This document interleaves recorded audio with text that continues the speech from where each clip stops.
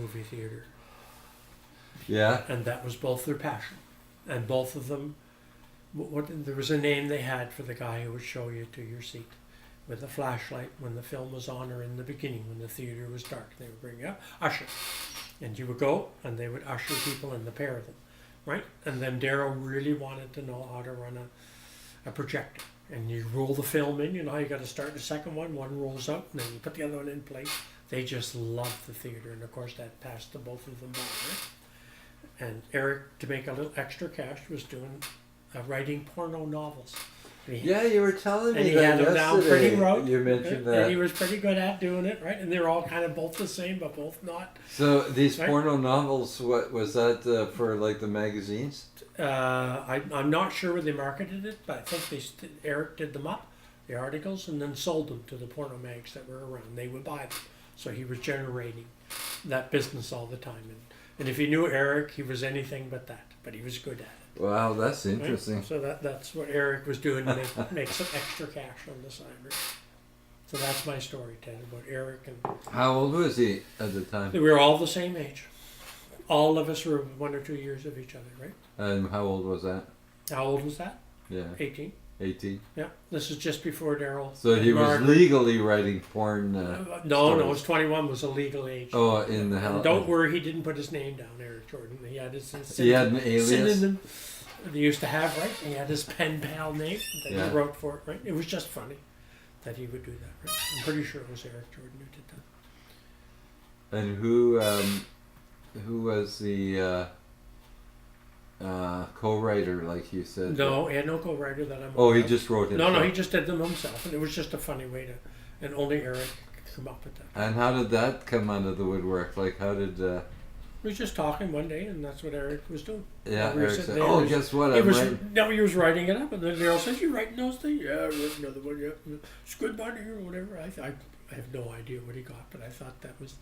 You have to wonder how he even found out about that. Like, oh, Eric is a mystical person, that's for sure. I mean, how would you find out? Because I never came across that type of looking for porno stories would pay money. Yeah, who knows?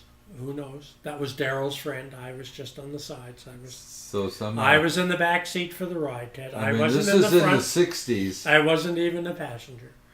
Yeah, this is in the 60s. They barely had color pictures back then, yeah, you know. So 68 was when I left and arrived in BC. So this was 67, 67. Yeah, you were 21 then, though. Yeah. So this is back early 60s, 64, 65. I'm not a reliable witness. That era has slipped. We'll have to have by, the story collaborated. Yeah, definitely. That's why I'm telling you, you have to talk to these guys, right? And if Daryl Lasons will concede to giving you an interview, Daryl's got the steel trap for that, right? Yeah.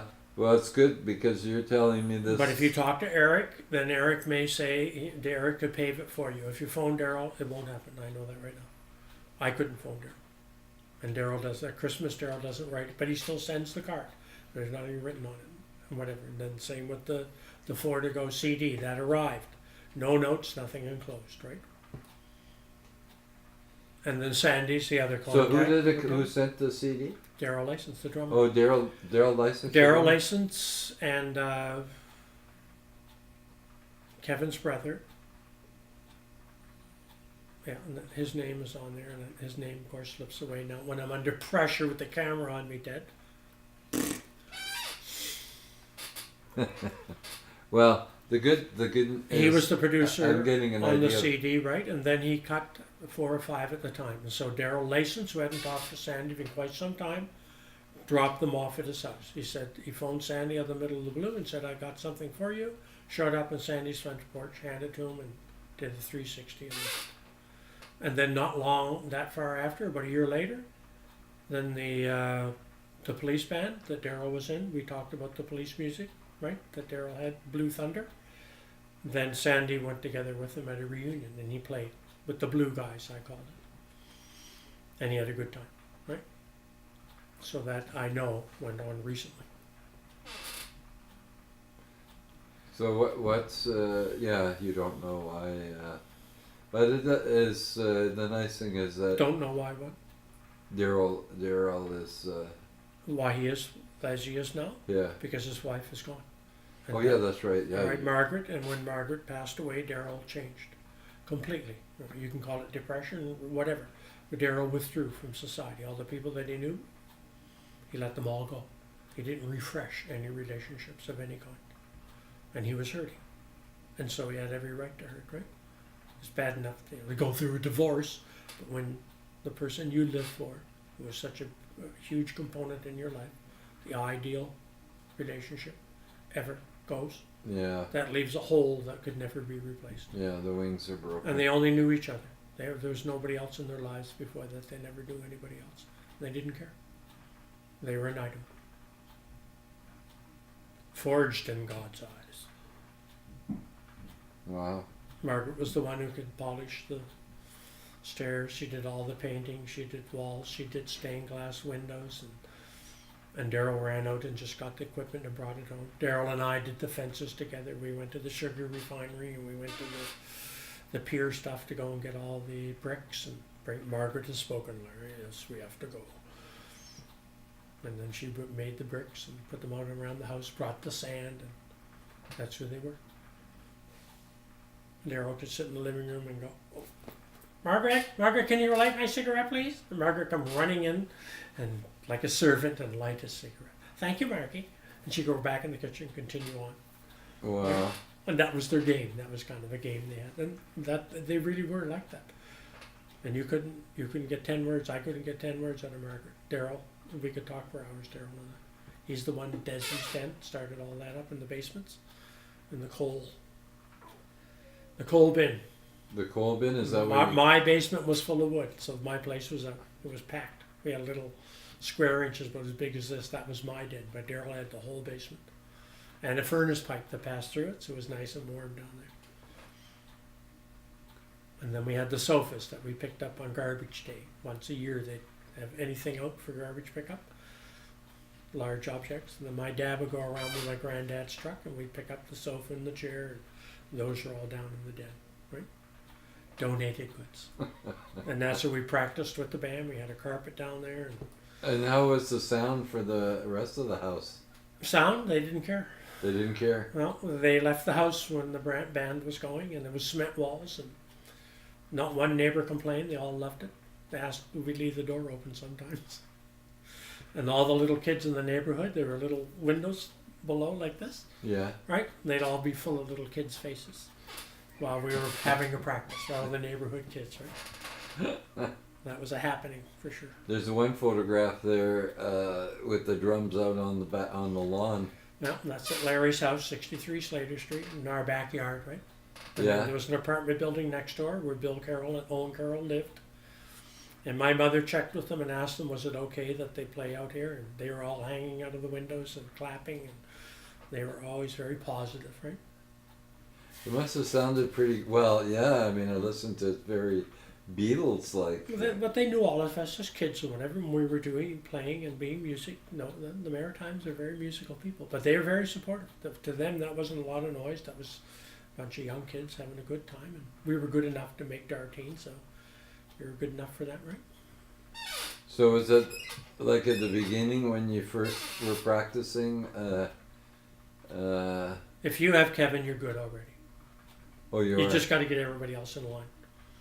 You got Oh. to teach the drummer, you got to teach your rhythm guy, you got to teach everybody, you got to show them the chords, you got to tell them all the keys and what everything is being played and whatever. That's what Kevin did. And they were all good students, and they were all dedicated. They wanted to be musicians badly. And they were all naive guys, and nobody ever took any kind of training of any sort. Daryl's hero was Krupa. And he would listen to his music, right? John Krupa, Jim Krupa, whoever he was, right? He was one of the world's best drummers. Zildjian cymbals, that was the best cymbal. One of the little rivets drilled in. Wow, that's interesting. And Krupa was part of that era back in the day with Frank Sinatra and whatever, right? It was right around then. But he was the world's best drummer by any stretch of the imagination. Nobody beat Krupa. So that was every drummer's hero, because that guy could play anything. He did drum solo for like 5 minutes. Nothing but that. Krupa. Incredible. There. So that was Daryl's hero, right? So when they were all together, that's when they were a bunch of artists, and they started infighting and couldn't get together. And Kevin's telling them everything. A 14-year-old telling a 17-year-old doesn't always cut the sauce, right? Yeah. And then they wouldn't get together. There'll be excuses of why they couldn't come to the practice and this and that. So that's when they involved me. I don't even remember how that happened, but I ended up there, and I would call and, yeah, it's a practice today. We're going to be there at 4:00. They'd always show up. I don't remember. Oh, okay. So any that time was that they needed that cohesiveness. Yeah. Well, then Kevin wasn't telling them. That's what I said. That little snot who knew everything, right? And he had no filter. He was a dedicated artist. Period. Like I say, you couldn't sit and have a conversation. I never had a conversation with him. Maybe that's my shortcoming, but that's who he was. Communication on that level wasn't who Kevin McMichael was. But when he sat down to piano key, or you sat down with a guitar or anything, then you just sat there in amazement. And the voice, you already heard the voice. At least you've heard that, right? Wow. Yeah. So talented. Yeah, gifted.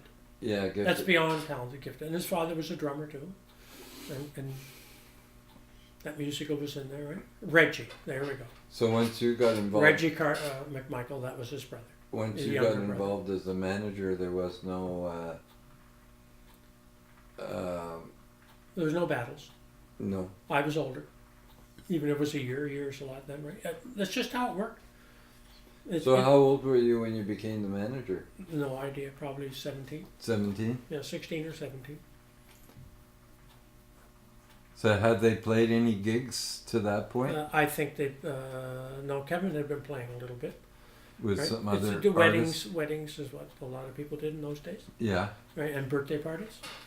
And birthday parties? And you never charged anything. That was where you went to. When you can't go to a bar and you're not 21, that's what you do. Yeah. You go to parties, right? And weddings. You're allowed to go there and be